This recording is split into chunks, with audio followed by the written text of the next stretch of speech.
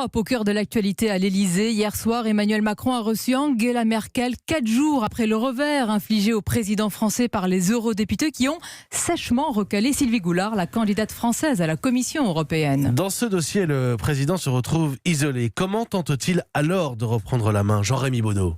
Eh bien, Emmanuel Macron multiplie les rencontres à l'Elysée. Après Angela Merkel, hier soir, il recevra ce matin la nouvelle présidente de la Commission européenne, Ursula von der Leyen, avant de déjeuner avec le président du Conseil, Donald Tusk.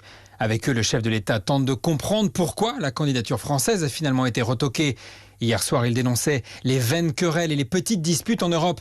Mais le président français se retrouve fragilisé, notamment parce qu'Angela Merkel ne tient plus les conservateurs allemands qui ont torpillé Sylvie Goulard. L'enjeu pour Emmanuel Macron est désormais d'être sûr que le portefeuille de la France, appelé marché intérieur, reste bien en l'état. Il est inconcevable de rediscuter ce périmètre, se persuade une source diplomatique. Pourtant, le risque existe, sachant que le temps presse. Le président Macron doit proposer dans les prochains jours un ou une nouvelle candidature. Le profil idéal est connu.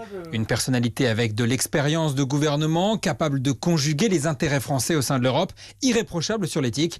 Le problème, c'est que ce portrait robot ne correspond pas à grand monde au sein de la Macronie. Jean-Rémy Baudot du service politique d'Europe 1.